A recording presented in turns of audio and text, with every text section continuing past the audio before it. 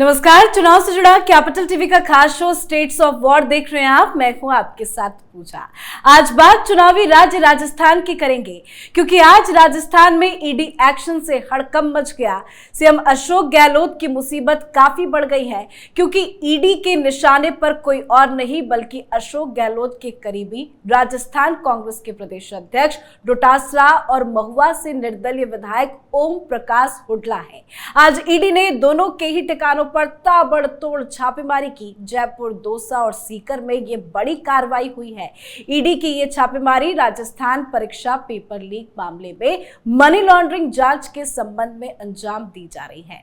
तो वहीं सीएम साहब के बेटे वैभव गहलोत को भी ईडी का समन मिला है, जिससे राजस्थान में हलचल काफी तेज है। बयानबाजी भी जमकर हो रही है। तो आखिर क्या चल रहा है चुनावी राज्य राजस्थान में, बताएंगे आपको। चर्चा के लिए मेरे साथ स्टूडियो में मौजूद हैं कैपिटल टीवी के editor in chief doctor Manish Kumar और एग्जीक्यूटिव एडिटर राजीव जी। सर, आप दोनों का ही बहुत बहुत स्वागत है। धन्यवाद। सर, मेरा पहला सवाल आपसे है। आज सुबह सुबह अचानक से ईडी ने जो राजस्थान में ढाबा बोला है, ये अशोक गहलोत के लिए चुनाव से पहले कितना ज्यादा मुसीबत देने वाला है? देखिए, दो तीन चीजें हैं इसमें। पहली चीज ये है कि डायरेक्टली उनके बेटे के ऊपर कार्रवाई हो गई।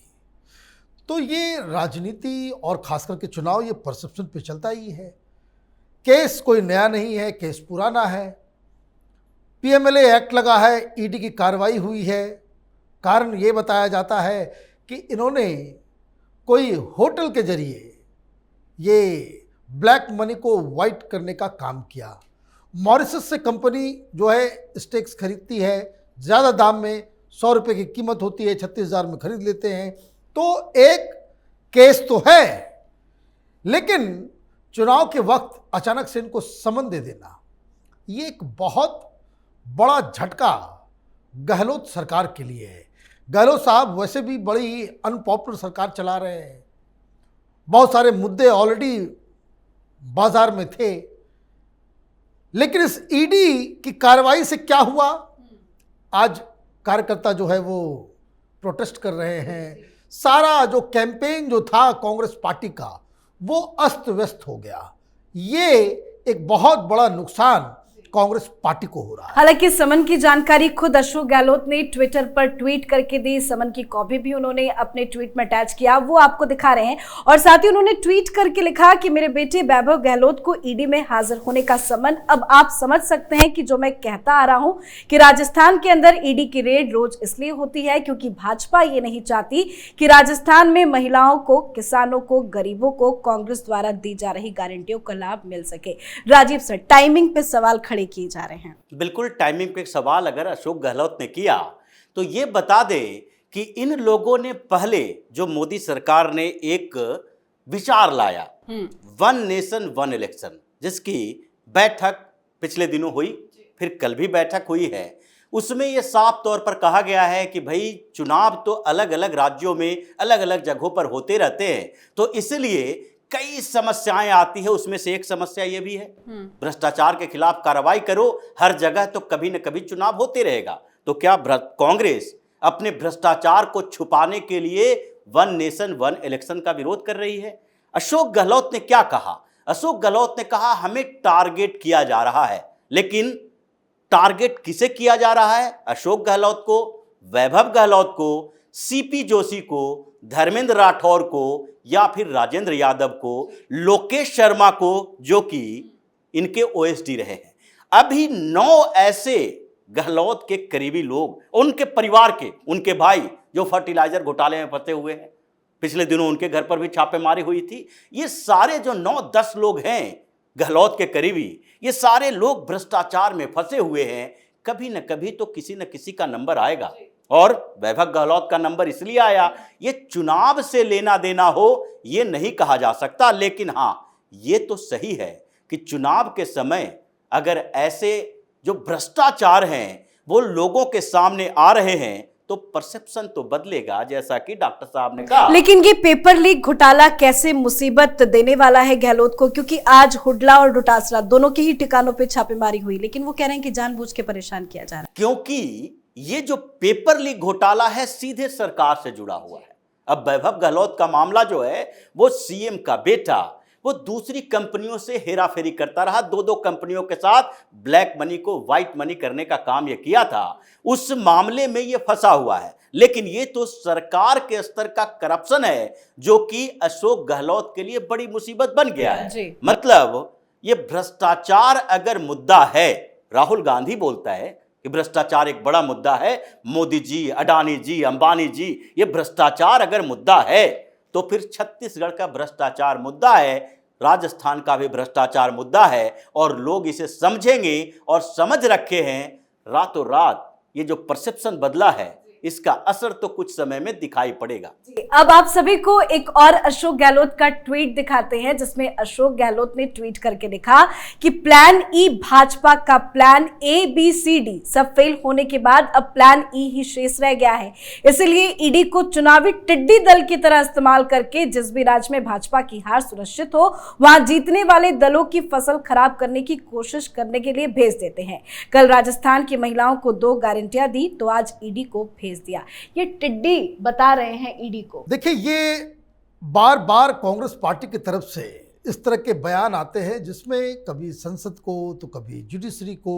आप देखिए, राहुल गांधी जिस पार्टी का सबसे बड़ा लीडर लंदन में जाके कहता है कि भाई हिंदुस्तान की जुडिशरी भी कॉम्प्रोमाइज्ड है।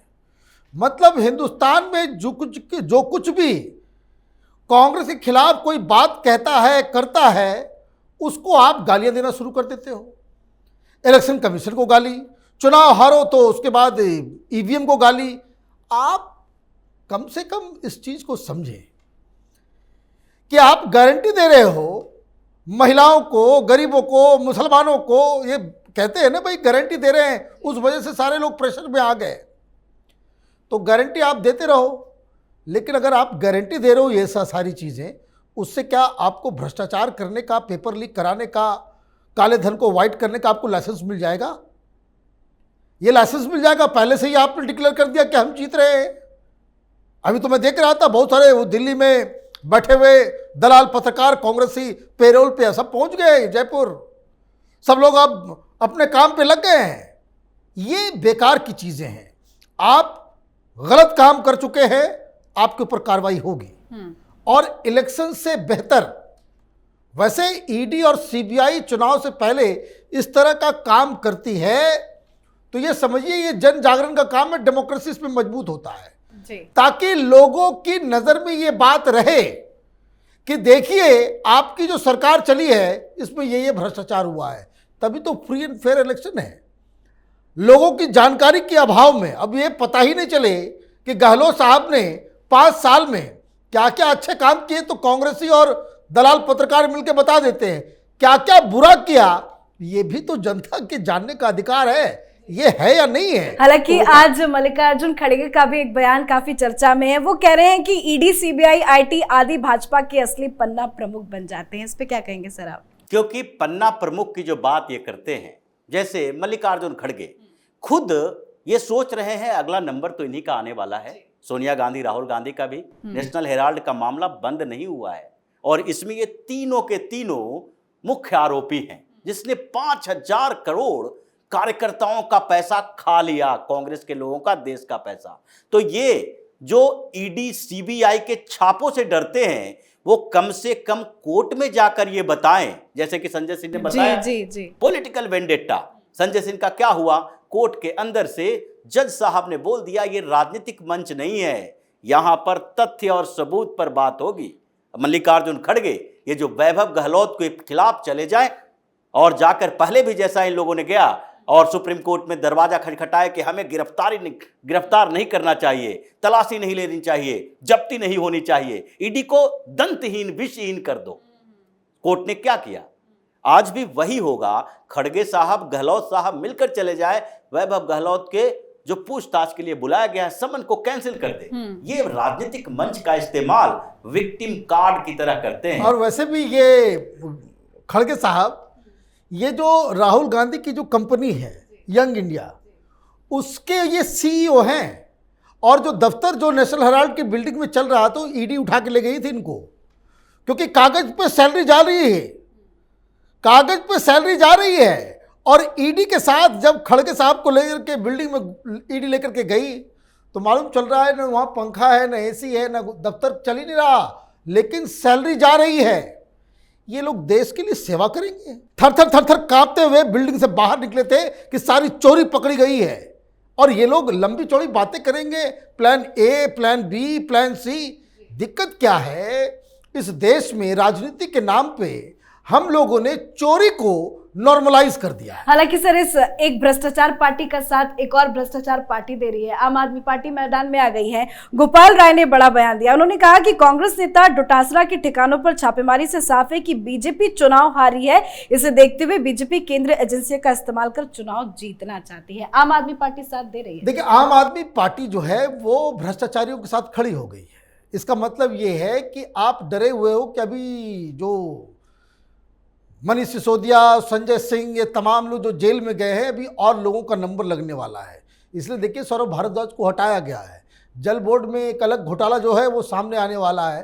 तो आप ये देखिए कि आप खुद को कहते हो कट्टर ईमानदार, और भ्रष्टाचार के खिलाफ कोई कार्रवाई होती है तो आप भ्रष्टाचारियों के साथ खड़े हो जाते हो। ये मुझे समझ भी नहीं आ रहा है कि मैं बार बार कह रहा हूँ, इस देश की राजनीति में इन लोगों ने इतनी गंदगी फैला दी है कि राजनेताओं को चोरी करना, स्कैम करना, घोटाला करना, घूस खाना, ये नॉर्मल बर्ताव की तरह के इसको नॉर्मलाइज कर दिया कि नॉर्मल बिहेवियर है। ये बहुत ही शर्म की बात है कि हिंदुस्तान के जो टॉप लीडर्स हैं वो सीबीआई और ईडी के ऊपर हमला करते हैं, इसलिए क्योंकि ईडी और सीबीआई अपना काम कर रही है। जी राजीव सर, मेरा आखिरी सवाल आपसे है। आपने इतने नेताओं के नाम गिनाए जो चुनाव के पहले भ्रष्टाचार में अलग अलग केस में फंसे हुए हैं। क्या माना जाए चुनाव से पहले कुछ नेताओं का नंबर लग जाएगा, जेल जाने की बारी आ रही है? ये नंबर तो लग चुका है, धीरे धीरे नंबर लग रहा है, और उनसे पूछताछ होगी। पूछताछ के बाद ईडी का काम है कस्टडी में लेना जी, क्योंकि अगर पूछताछ में सहयोग नहीं करेंगे तो कस्टडी में लिया जाएगा, और हो सकता है पहला नंबर ये वैभव गहलोत का ही हो, क्योंकि ये 2020 से मामला चल रहा है और इसकी सुनवाई भी चल रही है। ये भ्रष्टाचार में सबसे ज्यादा समाजवाद होता है। ये सारे लोग, भ्रष्टाचारी पार्टियां इकट्ठा इसलिए होती है कि ईमानदारी कंपटीशन पैदा करता है, प्रतिस्पर्धा, और ये जो भ्रष्टाचारी हैं ये समाजवादी हो जाते हैं एक दूसरे को कोऑपरेट करने के लिए। तो ये लोग इकट्ठा हुए हैं, और ये दिखा रहा है कि ईडी और सीबीआई, जैसा डॉक्टर साहब ने कहा, ये बहुत अच्छी बात है कि जन जागरण के लिए जिस तरीके से इस्तेमाल किया जाता है चुनाव में, और कई एजेंसियां हैं जो बताती है इतने नेताओं के ऊपर इतने करप्शन के मामले हैं, ये ईडी सीबीआई भी ये करप्शन के मामले उजागर करके जनता तक सही सूचना पहुंचा रही है। अब हाथ में जनता का है, वो किस पर विश्वास करती है। जी, आखिरी रिएक्शन आपसे, तो क्या जनता जाग चुकी है? जन जागरण जिसकी चर्चा आपने की चुनाव से पहले, ये भ्रष्टाचार क्या गहलोत को ले? देखिए, मैं राजस्थान के बारे में हम लोग चर्चा कर रहे हैं, तो मैं ये बात कह सकता हूँ बड़े दावे के साथ कि राजस्थान की जनता जो है वो ऑलरेडी जग चुकी है। जी, आप दोनों का बहुत बहुत धन्यवाद हमसे जुड़ने के लिए। धन्यवाद। तो सर पर चुनाव है और कांग्रेस की मुसीबत बढ़ती जा रही है। भ्रष्टाचार पर एक्शन जारी है। कांग्रेस के बड़े बड़े नेता ईडी की रडार पर है। कब किसकी गिरफ्तारी हो जाए कहा नहीं जा सकता। ईडी एक्शन से गहलोत मुसीबत में घिर गए हैं। अशोक गहलोत तो कह रहे हैं कि हम चुनाव जीत रहे हैं, तभी ईडी की कार्रवाई की जा रही है, पर जनता कह रही है कि हमें भ्रष्टाचार से मुक्ति चाहिए। अब देखते जाइए चुनाव तक और क्या कुछ बड़ा एक्शन होगा। आज के हमारे शो में फिलहाल इतना ही। कल किसी और चुनावी हलचल के साथ हाजिर होंगे। देखते रहिए कैपिटल टीवी। नमस्कार।